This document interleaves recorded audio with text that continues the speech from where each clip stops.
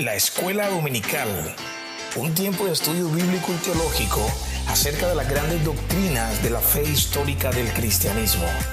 Te invitamos a que te unas a la comunidad que escucha lo que la iglesia ha confesado históricamente y lo compartas con tus familiares y con tus amigos. Estas enseñanzas son impartidas por maestros locales de la Iglesia Reformada Calvary en la ciudad de Santa Marta, Colombia.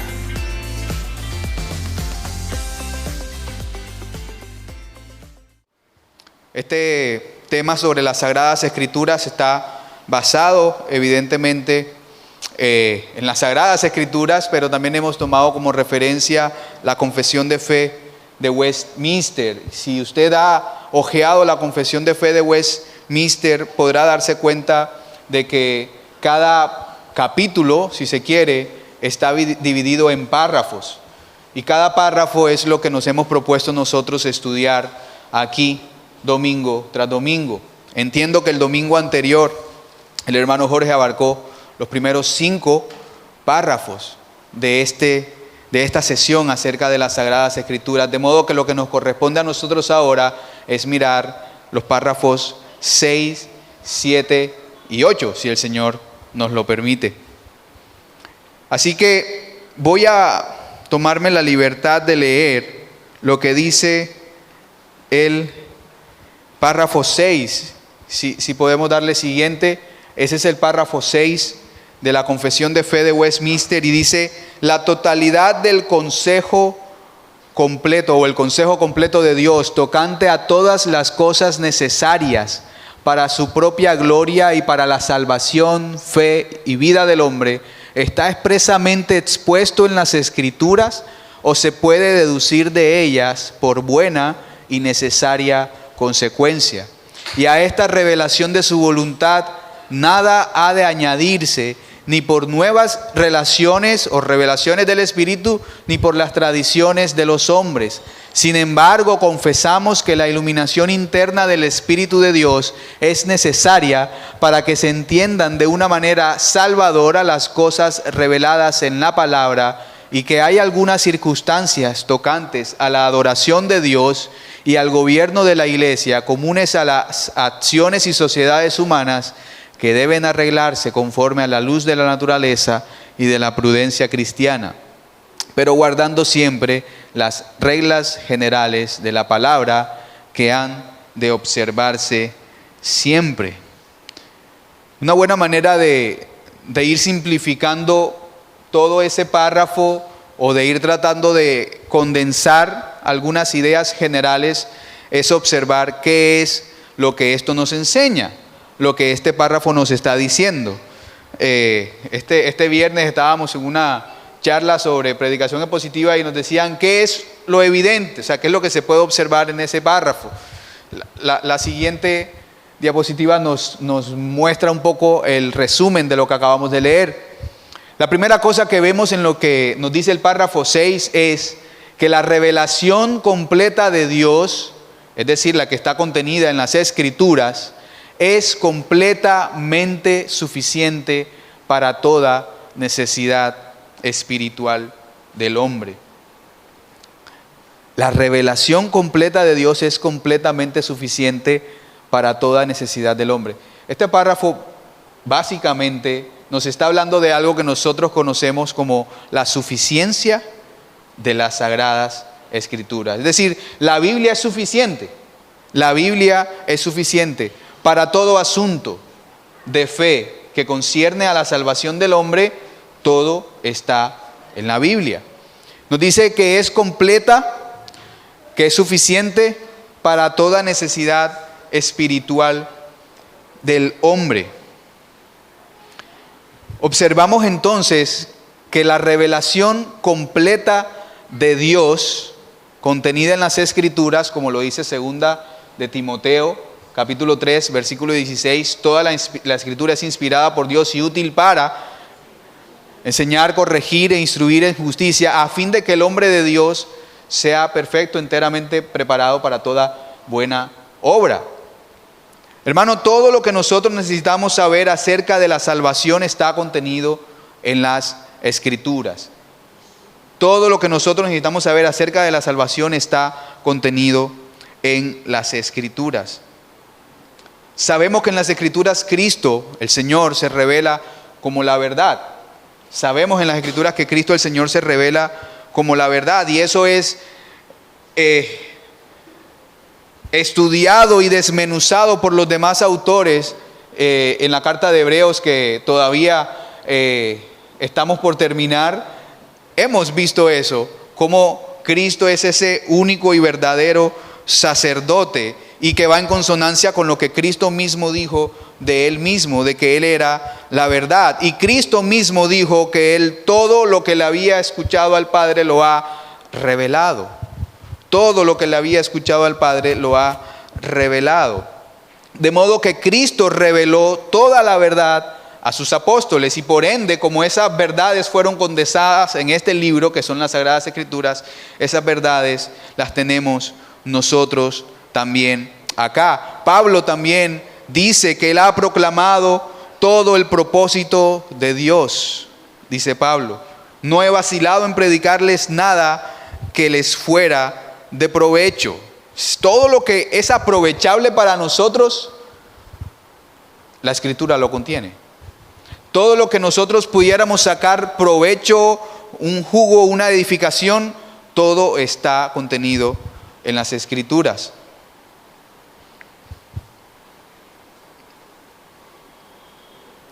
De modo que surge la pregunta a la luz de ese segundo punto.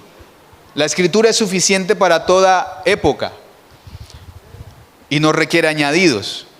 Surge la pregunta de si entonces hay algo que yo pueda agregarle a las Escrituras para completar, digamos, mi idea de salvación. ¿Hay algo que yo le pueda agregar?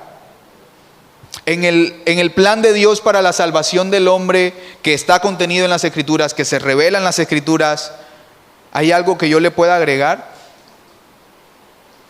Pues la respuesta correcta es no. No hay nada que yo le pueda agregar a las Escrituras para completarlas, porque ellas están completas. En lo que refiere a asuntos de la salvación del creyente, las Escrituras están completas, son suficientes.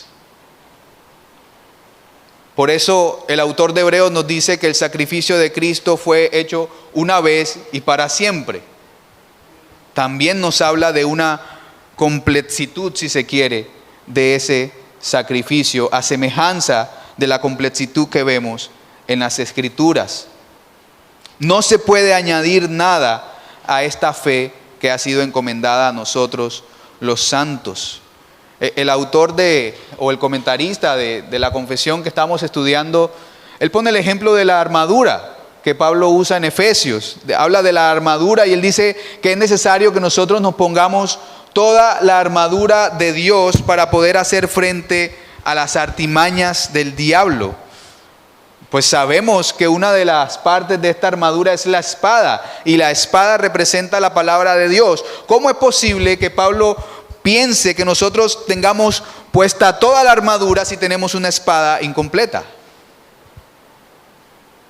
Eso no sería una armadura completa, de hecho. O sea, el arma ofensiva que es la espada y también de defensa estaría incompleta. No tendría sentido. Por eso entendemos, a la luz de todo lo que nos dice la palabra de Dios, que la palabra de Dios está completa. La espada, que es la espada del Espíritu, que es la palabra de Dios, está completa para que la armadura, una vez que nosotros nos la colocamos, tal como Pablo lo encomienda, esté completa y no esté defectuosa. No hay defecto en el mensaje que contiene la palabra de Dios tocante a la salvación. Ahora, es también otro tema u otra arista de esta completitud de las Escrituras, el hecho de que no se le puede añadir nada. No se le puede añadir nada. El libro de Apocalipsis termina con esa advertencia. Y es una advertencia que no es solamente para el libro de Apocalipsis. Es decir, no es que Juan está diciendo no se le puede añadir nada a este libro que yo estoy escribiendo, a esta carta que yo estoy escribiendo, sino que Juan usa un término para referirse añadir a. Cuando él dice añadir a, la palabra que está usando es epi, que en griego significa por encima de. Y si él está pidiendo que no se le ponga nada encima de, ¿a qué se le va a poner algo encima? A lo que está debajo. Y lo que está debajo era lo que estaba anterior a lo que Juan había escrito. Perdón, ¿qué es esto? La escritura. La escritura. Eso es lo que se refiere entonces cuando dice que no se le puede añadir nada. No se le puede añadir nada a toda la Biblia, porque toda la Biblia ya ha sido completa. Por tanto, no es posible imaginar que Juan nos está sugiriendo que no podemos tocar nada de su carta, pero sí podemos añadir cosas a otros textos de las Escrituras. Hermanos, el hombre no necesita ningún conocimiento de la voluntad de Dios que no haya sido expresamente dado en las Escrituras. No necesitamos ningún conocimiento de la voluntad de Dios que no haya sido expresamente dado en las Escrituras, o bien que no se pueda deducir correctamente de las Sagradas Escrituras. Es por eso que hoy en día vemos, ¿no? De pronto en otros lugares, que hay revelaciones dadas por el Espíritu Santo, que hay revelaciones nuevas que el Espíritu Santo da. Y es de ese tipo de cosas que justamente la confesión ve como peligros y advierte. Cuando declaramos que la palabra de Dios está completa y que es suficiente para toda obra de salvación que el hombre tiene, estamos diciendo de que no hay más revelación tampoco. Toda la revelación de Dios ya fue contenida en las Escrituras. Toda la revelación de Dios ya fue contenida en las Escrituras. No existe tal cosa como una nueva revelación del Espíritu Santo. Sí, el Espíritu Santo nos puede iluminar a nosotros para entender las Escrituras, para estudiar las Escrituras, pero el Espíritu Santo no nos va a revelar nuevas verdades que no hayan sido ya contenidas en las Escrituras. Ahora, puede que el Espíritu Santo, porque por lo menos a mí me pasó, revele cosas, asumiendo que es el Espíritu Santo, revele cosas, pero resulta que esas cosas ya están en las Escrituras. Si ya están en las Escrituras, no son necesarias. ¿Sí? Si el Espíritu Santo me está diciendo que Cristo es el mediador entre Dios y los hombres, no me está diciendo nada nuevo. ¿Cierto? De modo que no es necesario que el Espíritu Santo me hable para yo conocer esa verdad. Solamente era necesario que yo abriera la Biblia y la estudiara para yo conocer esa verdad. Por ende, también es cierto que si el Espíritu Santo me dice algo que yo no puedo encontrar en las Escrituras, yo puedo dar casi por sentado que no fue el Espíritu Santo quien me reveló eso. ¿Sí? Porque si hay algo que se me pueda revelar que no está en la Biblia, no puede ser de parte de Dios. Ahora, fíjese que estamos hablando también de cosas que se puedan deducir por buena y necesaria consecuencia. ¿Cómo así? Cosas que se puedan deducir por buena y necesaria consecuencia. Nosotros antes de la pandemia, yo recuerdo que los viernes aquí nos reuníamos en la noche, y antes de pandemia, justamente antes de pandemia, estábamos estudiando una serie de los 10 mandamientos. Y los 10 mandamientos nos estábamos basando justamente en lo que el catecismo, creo, de Menor de Westminster indica. Cuando uno ve el catecismo, que son preguntas y respuestas sobre lo que la Biblia enseña, que resumen estas preguntas y respuestas a las verdades de la Biblia, y mirábamos la parte de los mandamientos, el catecismo decía, ¿qué dice el mandamiento? Pero también nos hacía la pregunta de, ¿qué no dice? ¿Qué está mandando? Pero también, ¿qué no está mandando? Y eso lo estudiábamos acá, fuimos viernes tras viernes, yo creo que llegamos hasta el séptimo mandamiento, creo que la última es la que usted dijo sobre no matarás, el hermano Robinson, y es la última que aparece ahí y entró la pandemia, y no pudimos seguir estudiando eso. Pero me parecía chévere, porque ese ejercicio es un ejercicio de deducción. Cuando la Biblia me dice, no matarás, me está prohibiendo hacer una acción, pero también hay otras implicaciones detrás. Y esas implicaciones yo no las saco porque estén directamente contenidas en la Biblia, pero sí son deducibles por buena y necesaria consecuencia de las Escrituras. Hay un pasaje en Mateo 22, déjenme ver si lo encuentro.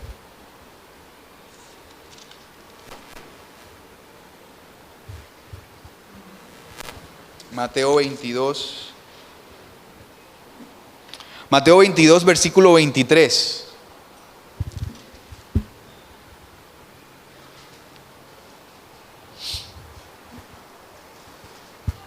Dice la palabra del Señor: aquel día vinieron a él los saduceos que dicen que no hay resurrección.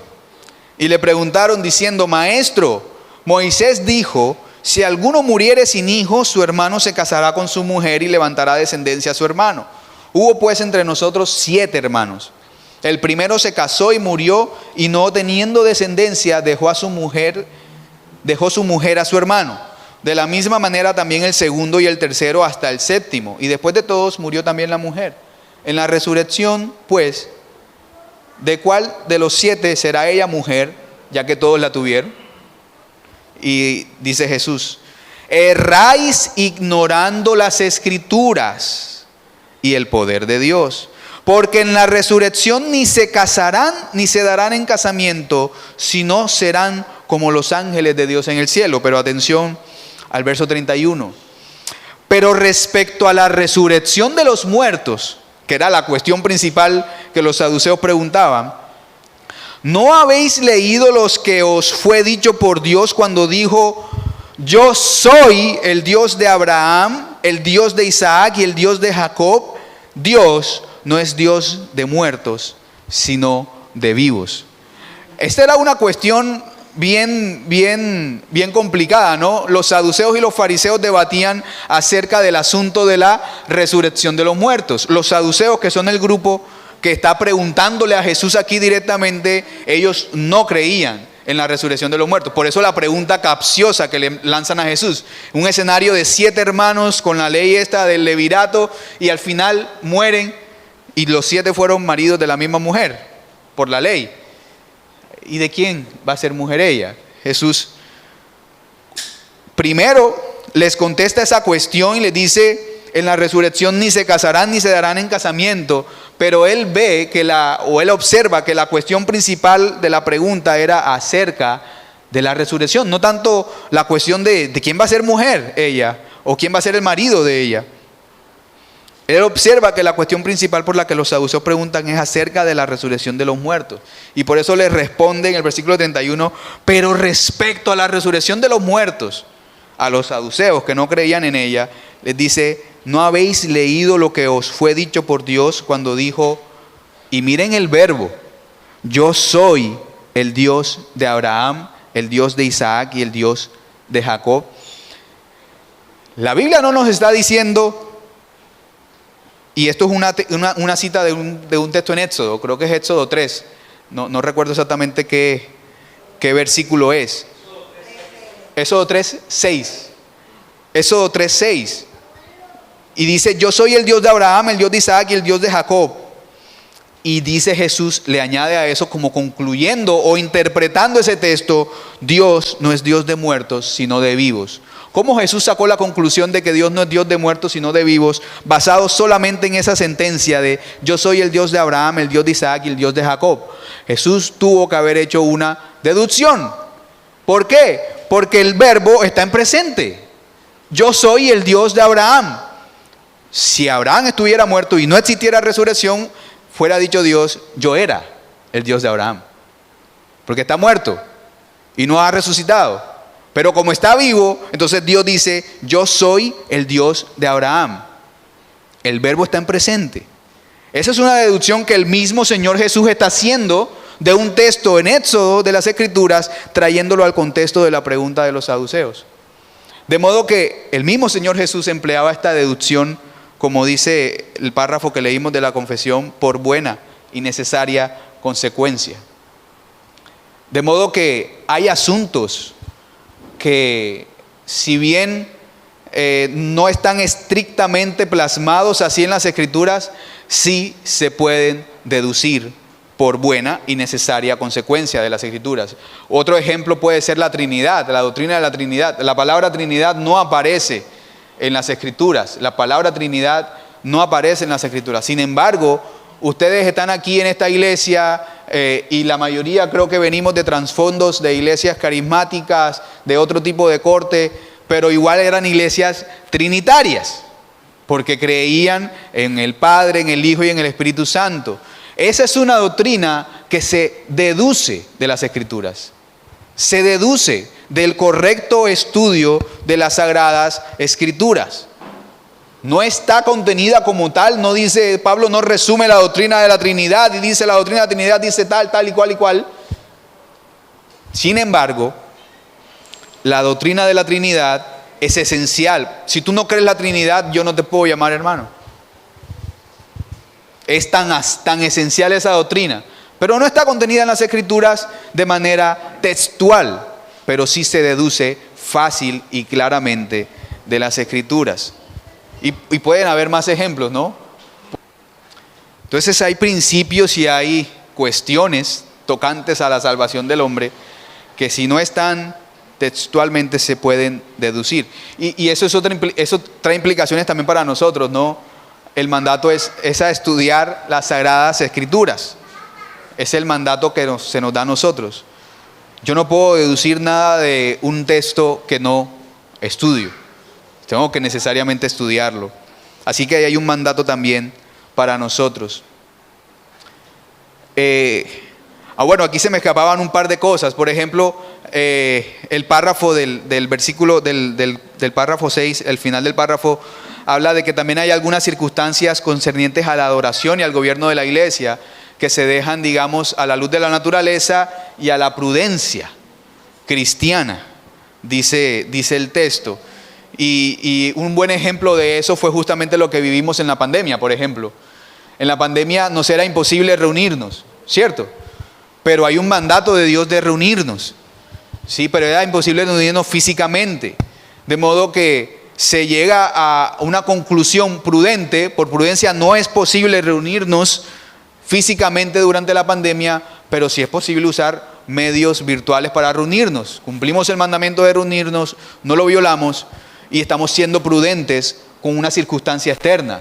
Y hay circunstancias externas que también pueden moldear esas decisiones prudentes que se pueden tomar. Por ejemplo, concerniente a la adoración, el ejemplo clásico es, nosotros podemos decidir en qué horario nos reunimos los domingos, ¿cierto? Hay iglesias que se reúnen en la tarde, otras que se reúnen en la noche, otras que hacen 3, 4 servicios dependiendo de la cantidad de gente, y uno lo comienzan a las 6 de la mañana, el otro a las 10 de la mañana y el otro a las 12 del mediodía. Y no hay problema, después de que todos estemos de acuerdo, listo, nos vamos a reunir a las 6 de la mañana. Si todos estamos de acuerdo, pues listo, nos reunimos a las 6. Pero ¿podemos tomar decisiones así o cambiar decisiones así respecto al día de la adoración? No, el día tiene que ser el domingo, porque ese es un mandato claro. La Biblia no nos dice en qué horario nos vamos a congregar, pero sí nos dice qué día.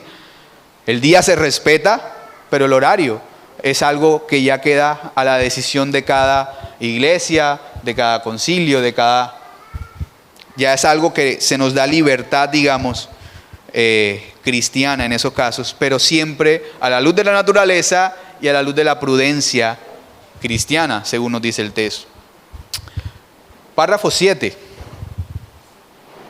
Vimos la suficiencia de las Escrituras en ese párrafo 6. El párrafo 7 nos dice, todas las cosas en la Biblia no son igualmente sencillas en sí mismas, ni igualmente claras para todos. Sin embargo, todas aquellas cosas que es necesario obedecer, creer y observar para la salvación están claramente propuestas y expuestas en uno u otro lugar de la Biblia. De modo que no solo los eruditos, sino también los que no son eruditos, lleguen a una comprensión suficiente de ella mediante el debido uso de los medios ordinarios. Esto es lo que nosotros conocemos como la doctrina de la claridad de las Escrituras, o irónicamente también se le llama la perspicuidad Hablando de claridad, esa palabra tan rara. La perspicuidad de las Escrituras. De modo que la Biblia es clara. Eso es lo que nos quiere decir ese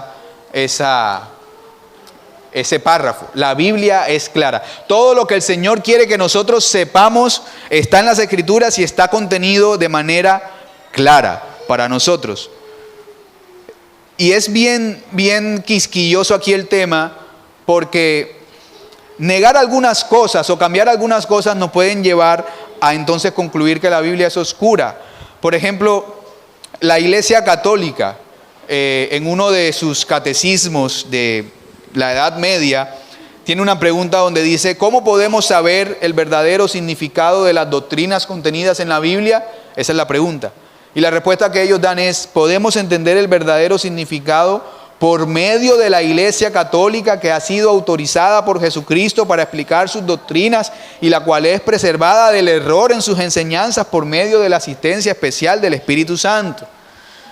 Eso dice el Catecismo de Baltimore, que fue en el año 1328. Sin embargo, el Catecismo de la Iglesia Católica, el actual, que fue diseñado para el mundo de habla hispana, dice lo mismo prácticamente. La respuesta dice: el oficio de interpretar auténticamente la palabra de Dios oral o escrita ha sido encomendado solo al magisterio vivo de la Iglesia, el cual lo ejercita en nombre de Jesucristo, es decir, los obispos en comunión con el sucesor de Pedro, es decir, el obispo de Roma.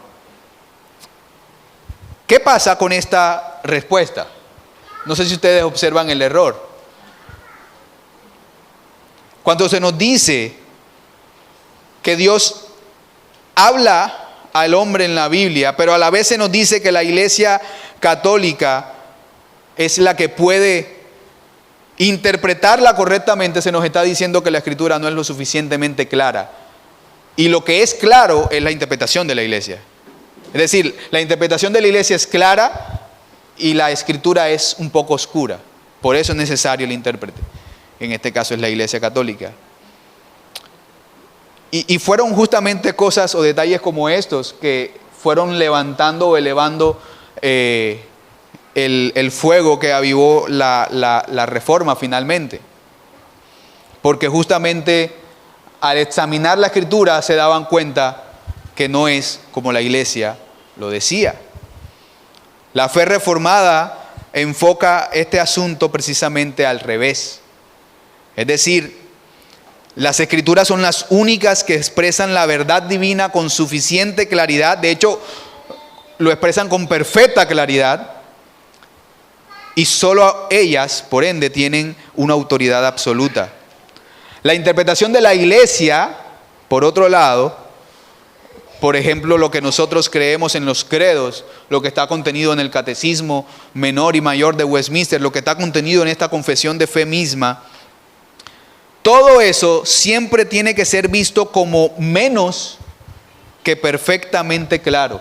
Es decir, pudieron esforzarse estos hombres en ser completamente claros, pero no van a ser más claros que la Escritura misma.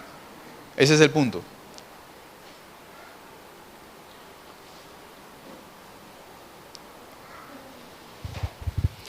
Por tanto, cuando decimos que Dios ha hablado claramente, no estamos diciendo, no estamos afirmando entonces que no haya nada en la Escritura que sea difícil.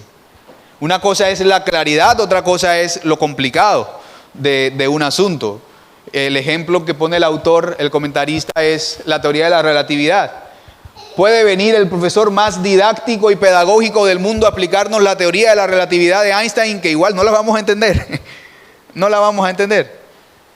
Y la puede explicar de la manera más clara, a menos de que usted sea físico, ingeniero con PhD de la Universidad de Harvard. Creo que no lo va a entender, igual que yo. No vamos a entenderlo. Bueno, hermanos, igualmente Dios ha dejado la verdad clara en la Biblia, pero eso no significa que esa verdad no sea difícil para nosotros. Y pongámosle un poco de lógica. Justamente por eso hablábamos de la suficiencia de las Escrituras y de los usos de deducir cosas de las Escrituras. Uno deduce usando la lógica. Si sabemos que la Escritura es la palabra de Dios, que Dios es un ser que mi mente finita no puede llegar a contener por completo a Dios. Puedo contener una parte de Él, puedo comprender por ende una parte de Él. ¿Cómo es posible que yo pretenda entender con claridad y a perfecta profundidad todo lo que Dios ha expresado? Por más claro que Dios lo haya expresado, hay cosas, y son mínimas las cosas, que en las Escrituras requieren de un estudio más profundo. Hay cosas que son inescrutables en las Escrituras, hay cosas que son profundas en las Escrituras. Pedro también dice que hay algunos puntos que son difíciles de entender en las Escrituras. Y no es que sean que las Escrituras son difíciles, sino que hay algunos puntos en las Escrituras que son difíciles.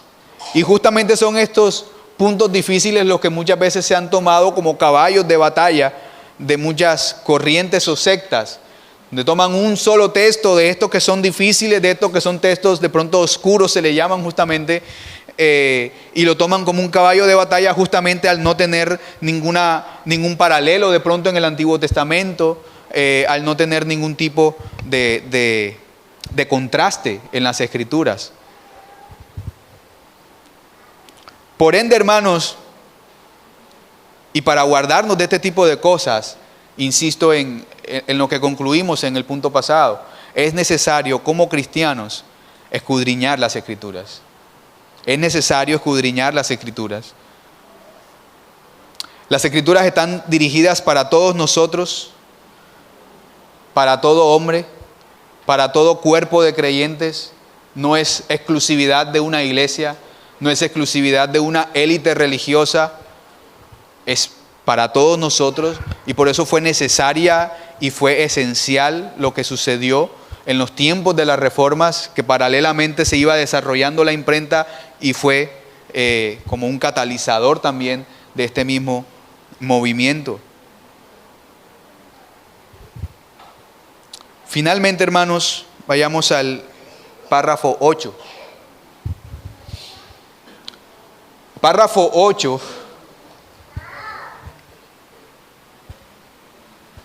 El párrafo 8 dice que el Antiguo Testamento en hebreo, que desde la antigüedad era la lengua nativa del pueblo de Dios, y el Nuevo Testamento en griego, el cual era generalmente muy conocido por todas las naciones en el tiempo en que fue escrito, siendo inmediatamente inspirados por Dios y conservados puros en todos los tiempos por su singular cuidado y providencia, son por tanto auténticos, de tal manera que en toda controversia religiosa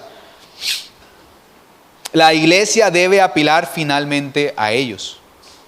Pero como estas lenguas originales no son conocidas por todo el pueblo de Dios, que tiene derecho a e interés en la Biblia, y le es ordenado en el temor de Dios leerla y escudriñarla, por tanto la Biblia debe ser traducida a la lengua vernácula de toda nación donde llegue, para que morando la palabra de Dios abundantemente en todo, adoren a Dios de manera aceptable y mediante la paciencia y consuelo de ella tengan esperanza. Ahora, ¿qué se nos está enseñando aquí? ¿O qué es lo que vemos acá? Primera cosa, y es evidente, y es que los idiomas en que fue escrita la Biblia originalmente son el hebreo y el griego. El Antiguo Testamento mayormente en hebreo, que era la lengua que hablaba el pueblo al que era dirigido el Antiguo Testamento, y el Nuevo Testamento en griego. O sea que vemos por un lado una lengua, en el Antiguo Testamento una lengua que sí es, digamos, particular de una sola nación en el Antiguo Testamento, pero en el Nuevo Testamento vemos una lengua que era compartida por muchas naciones. Y eso va en consonancia con el plan de Dios en el Nuevo Testamento de expandir este mensaje del Evangelio a todos los gentiles, ¿no? Qué mejor manera que ponerlo en un lenguaje que en ese momento era como el inglés hoy en día. Sí, era una lengua universal. Ese era el griego en el tiempo del Nuevo Testamento, un lenguaje universal. Así que ahí vemos también cómo Dios cada cosa la va colocando en su lugar, y cada cosa, por azarosa que nos parezca, fue premeditada por Dios. Esos fueron los idiomas originales en los que la Biblia fue escrita. Por lo tanto, los manuscritos originales están en esos idiomas. Los manuscritos originales, nos dice, fueron divinamente inspirados por Dios. Esos manuscritos originales. No podemos decir, por ejemplo, que la Biblia que nosotros tenemos ahora, o las traducciones, son divinamente inspiradas. Bueno, la traducción está basada en el manuscrito original que fue divinamente inspirado. Es una copia de ese manuscrito traducida a nuestro idioma. Sin embargo, debemos ser claros en que lo que fue divinamente inspirado fueron los manuscritos originales. Y ahora vamos a ver un poco de cómo Dios tiene cuidado en cada etapa de ese proceso. La autoridad máxima reside exclusivamente en estos textos originales. Ustedes ven, por ejemplo, cuando muchas veces desde acá, desde el púlpito, en afán de pronto demostrar el significado correcto de un texto que quizás ha sido mal usado, mal interpretado, muchas veces el predicador se refiere o se va atrás al texto original. Cuando estamos hablando del Nuevo Testamento, ustedes ven, esa palabra en griego es tal palabra.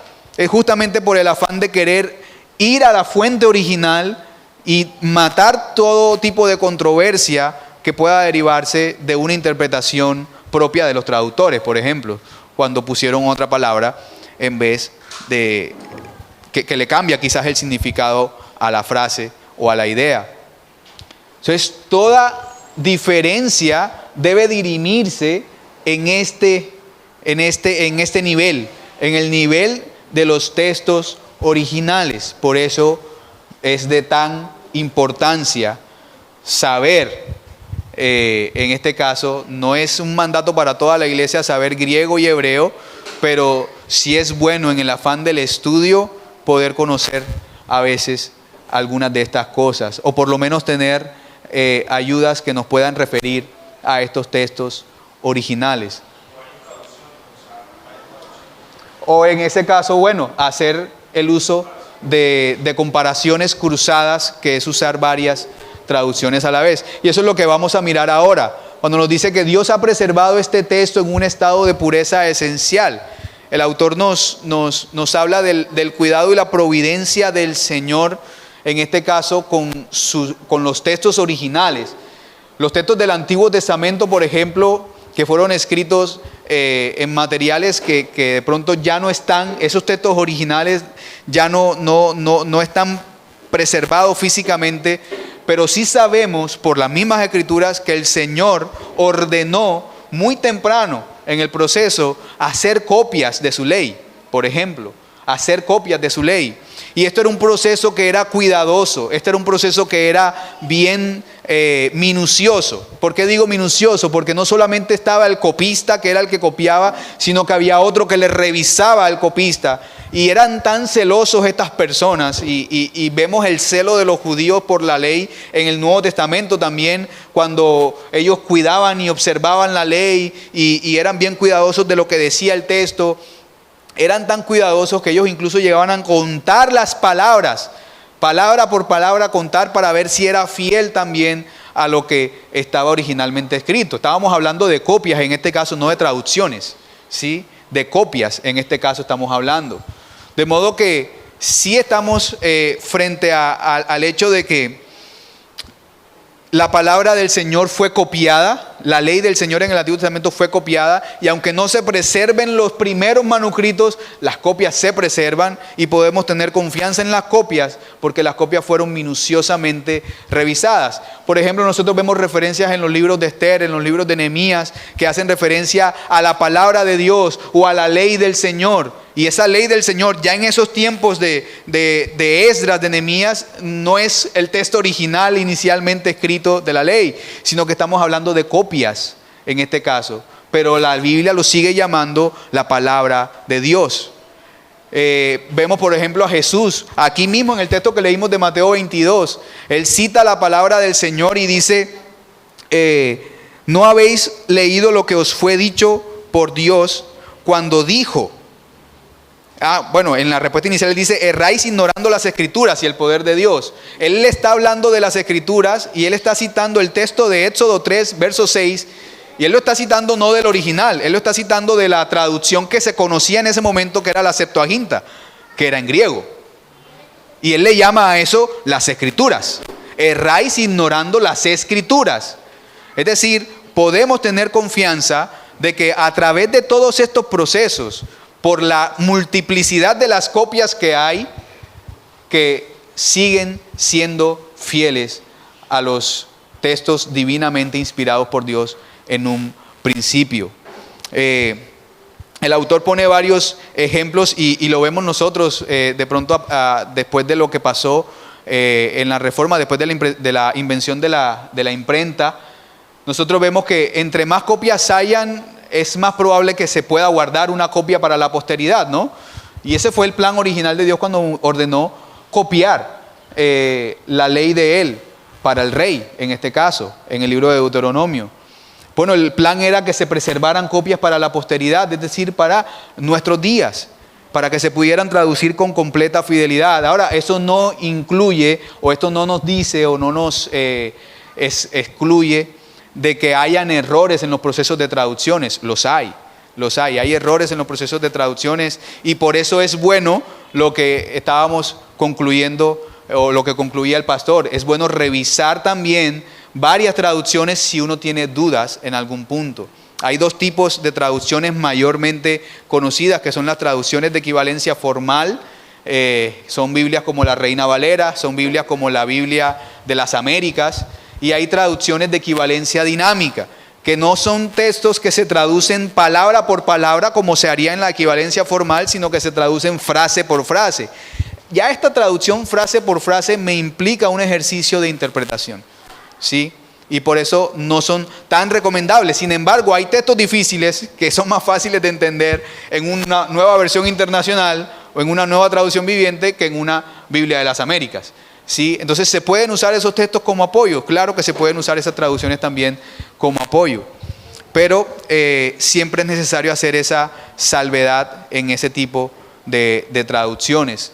Sin embargo, por eso decimos que en esta multiplicidad de traducciones y de copias, Dios ha preservado su verdad. Si hay algo en lo que un copista se equivocó, en un traductor se equivocó, muy seguramente en otra traducción está claramente dado. Seguramente ese traductor de la otra se equivocó en otra cosa que el primero no se equivocó. Así se complementa y así se salvaguarda toda la integridad de las Escrituras en este caso. Yo creo que se nos acabó el tiempo, hermanos. Quería tener un espacio para comentarios o preguntas, pero gracias a Dios no alcanzó el tiempo. Así que oremos, hermanos, y las preguntas se las hacen al hermano Jorge el siguiente domingo. Oremos. ¿Qué hora es? La idea es que al final de la sesión. La sesión de preguntas sería el siguiente domingo. Bueno, no fue... Sí, es el siguiente domingo. No fue mi culpa, hermano. Bueno, hermanos, oremos. Padre, te damos gracias por tu amor, por tu misericordia, Señor, al traernos acá y permitirnos, Señor, estudiar tu palabra a la luz, Señor, de estos temas como las sagradas Escrituras, ver verdades, Señor, que están contenidas en tu palabra, ver verdades acerca de tu palabra que muchas veces se nos escapan, Señor, en el estudio rutinario y ordinario que hacemos de ella. Padre, ayúdanos, Señor, a escudriñarlas con fidelidad. Ayúdanos a escudriñarlas con verdad también, con disciplina, Señor, de tal modo que esas cosas que pueden no ser tan claras en un estudio textual podamos tener la suficiente habilidad dada por tu Espíritu Santo para poder deducirlas, Señor, y así poder entender tu mensaje, poder aplicarlo a nuestras vidas y poder así edificar a otros también en tu verdad. Padre, gracias por tu palabra divinamente inspirada y divinamente también guardada y salvaguardada para nosotros en estos tiempos. Gracias, Señor, porque podemos confiar en que tú has guiado todo este proceso y lo que tenemos hoy es fiel a lo que tú diste en un principio. En el nombre de Jesús te damos gracias, Señor. Amén.